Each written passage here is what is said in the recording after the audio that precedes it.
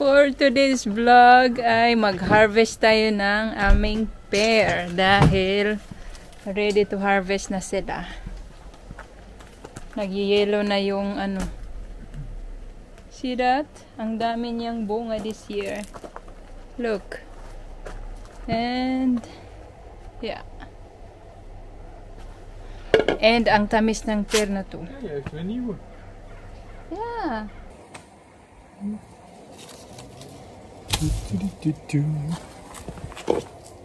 Zo, zoveel.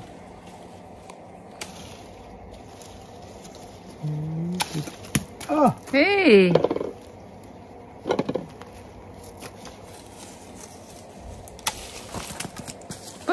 Wat doe je?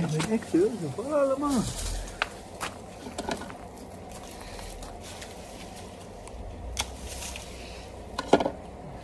Deze is bijna geharvest, deze takje. Wow. Zo, zoveel. Wat is dit raar? Het lijkt appel.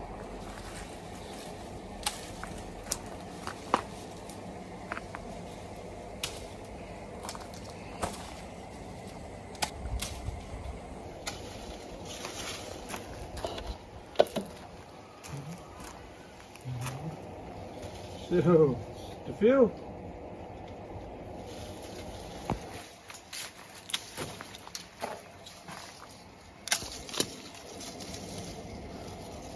Zo, deze is zo groot.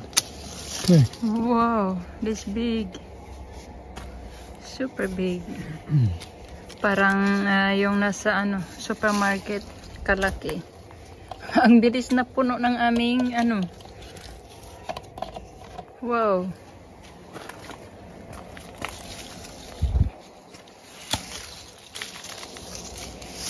Uy, auw, mijn teen.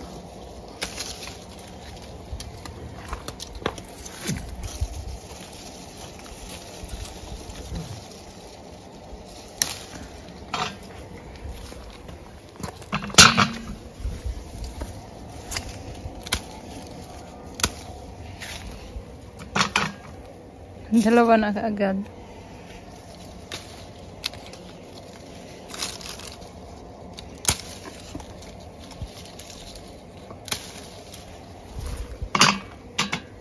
Pero ahora.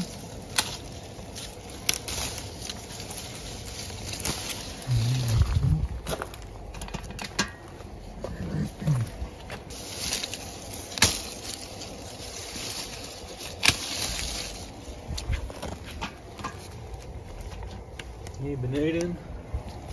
Wacht.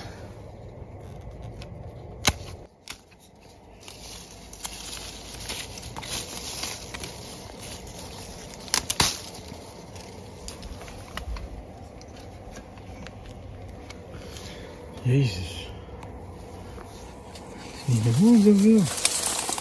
Deze is wel heel klein, deze.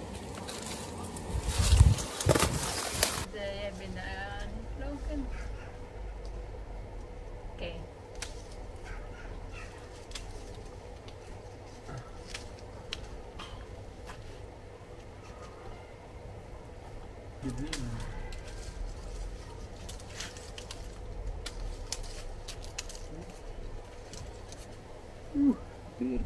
Peer. Heel veel peer.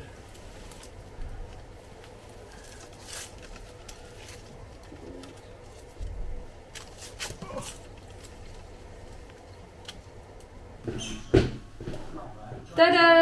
Tapos na kaming mag-harvest ni Mr. Siya lang pala nag-harvest dahil ako yung nag-video.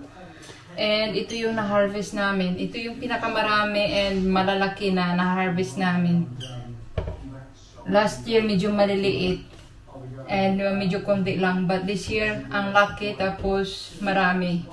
Ito pa. Taran! So, ito, dalawang bucket yung na ano namin, na harvest namin na pear. Walang abono, walang kung ano-anong chemical na in-spray. Bio. Yung isa nito ay ibigay ko kay Biana dahil yung puno na yon bigay nila yon sa amin. Noong bagong dating ako dito, talagang natutuwa ako kapag nakakita ako ng pear and apple. Tapos yun, binilhan nila ako ng pear na puno. And now, namunga na. Ito yung mga bunga nila. Grabe, ang laki oh.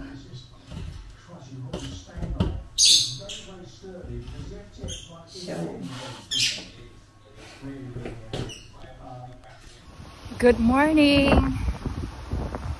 Nagbabike ako ngayon papunta sa aking unang kliyente. Maghanap buhay tayo ng maaga. 8:30 ngayon ng umaga. And medyo malamig na yung panahon. Naamoy ko na yung autumn. Patapos na ng summer. Kaya sa umaga, medyo malamig yung hangin, tapos sa gabi. Pero sa tanghali, perfect yung temperatura.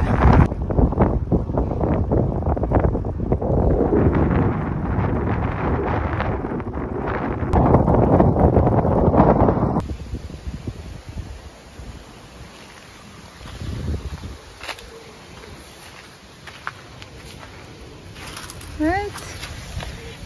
Pumpkin, €1. Is that €1? What is PST? And €1 kamatis. Meron din sila ditong mga different kind of jam. Strawberry, cherry, blackberry. Ano to? Misspell. Oh, Vike. Vike is fig. And plum. Wow.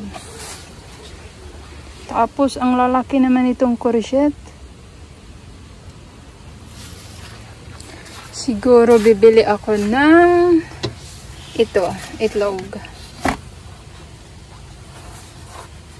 And dalawang kalabasa, pumpkin. Tama ba yan? €1. €1. Wait lang.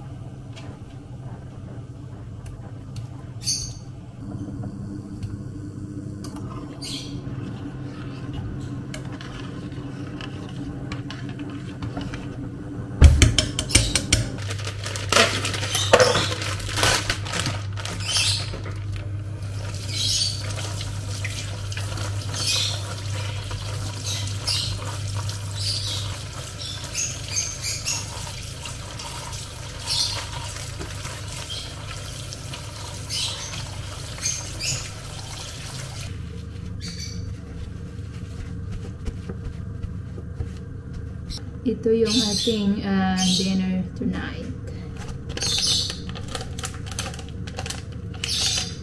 Yung plastic nito ay special to para sa oven. Yung kaya niya ng init sa oven.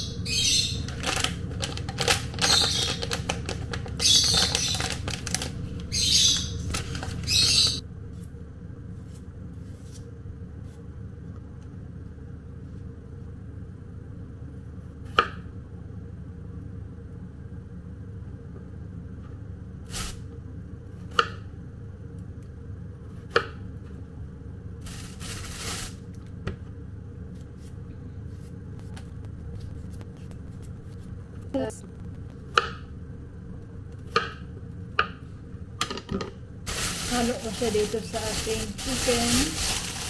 Yan.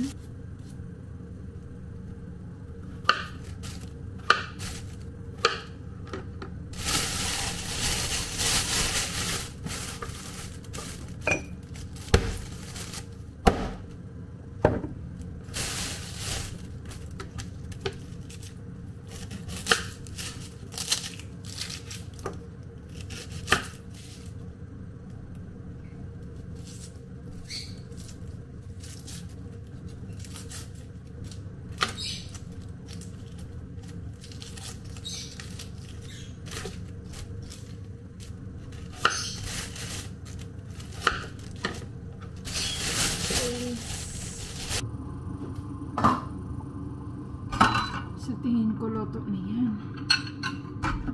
Hindi na kailangan tignan.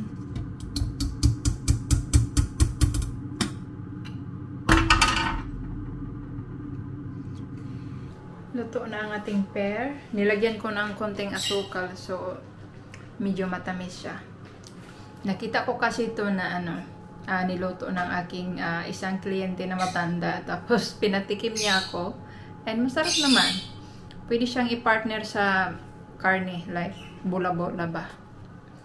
So magluto na muna ako. Continue, luto muna tayo. Maglagay lang ako ng onion powder, kunti lang. Garlic powder.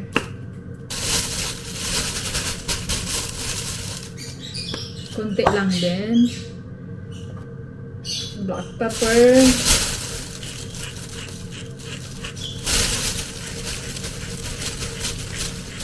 I-add na natin tong kanilang herbs.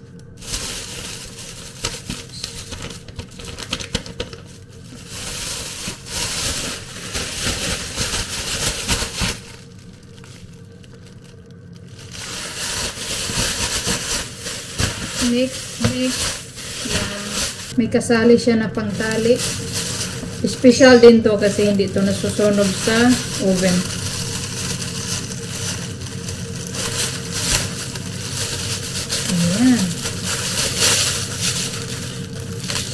Charo po makabuhi pa. Makatakas pa ang manok. Tapos, gano'n lang.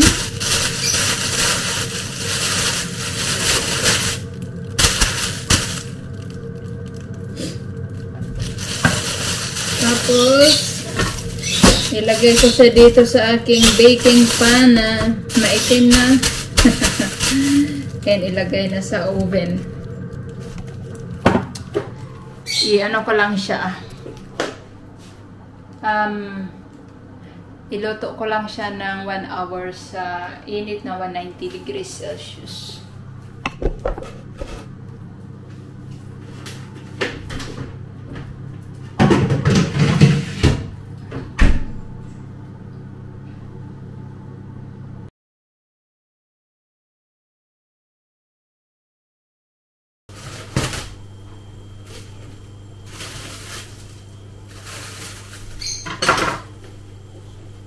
Wow! Mukhang masarap siya. Look at that brown.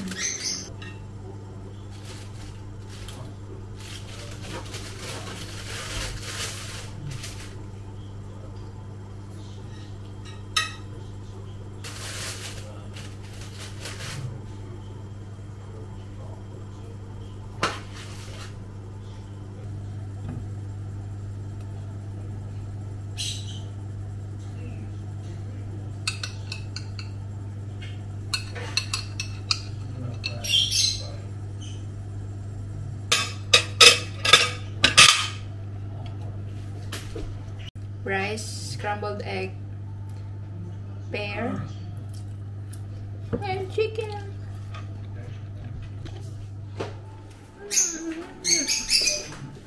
Supporting an antenna. Now when it comes to guy ropes and means of hauling antennas up, you need some sort of rope or cord. I use these Mastrant products. They are very strong, they are weatherproof, They won't be affected by sunlight